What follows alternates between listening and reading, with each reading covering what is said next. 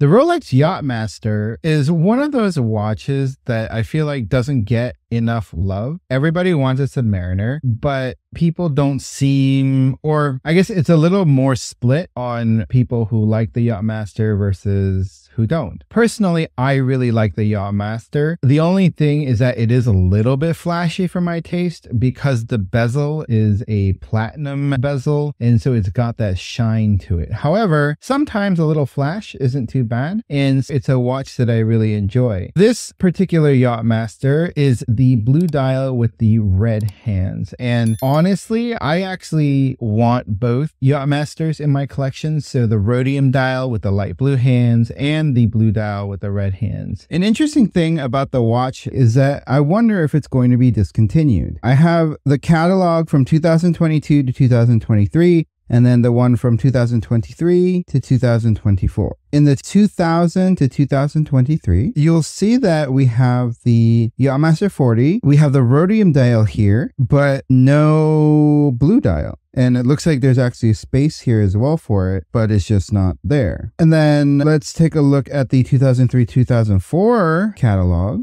It's also not there. And it's the same layout where it looks like it should be there. It's a little bit weird that for the past 2 years, the blue dial YachtMaster 40 is missing. So that makes me wonder, are they planning on discontinuing it? I think this watch doesn't get enough love as it's actually a very fantastic watch, and in person it looks really nice. When I talked to the AD, I said that I wanted the blue dial with the red hands. You know, I asked for the watch, and about a month later when I went back, they said that they had something to show me, and they came out with this lovely little piece and asked if I wanted to buy it, and I said absolutely. So without further ado, let's take a look inside. This is the Rolex box. You've got the yellowish box with the crown, and then we've got the iconic green box inside. Down here, I've got the hang tags, and then back here, we've got the warranty card, and we've got the user manual. Here's a YachtMaster 40 with the blue dial. We've got the bi-directional bezel that is platinum. That's why it is so shiny and how it shimmers. I love how this feels when I'm rotating it. It's very satisfying. This is a very fun piece. It is great in the sun, and you can see how that bezel is so shiny. You have the red second hand, and the writing here is in red as well. This combination just looks so clean and so nice. I really love how it looks. If we look at the bracelet, you've got the polished center links. It's got the T-fit clasp. It is a screw down crown, and it's got 100 meters of water resistance. The power reserve is 70 hours, which is super nice. I could put this watch down for a couple days and it'll still be running when I pick it up. One cool thing about this watch case material is that it's actually something called Rolex, which is stainless steel and platinum mixed together. Fun fact. I really love how it's smooth as well on the side of the case. It feels very nice in the hand, no sharp edges. This watch feels like a Submariner, but with more polish, like a higher end Submariner. And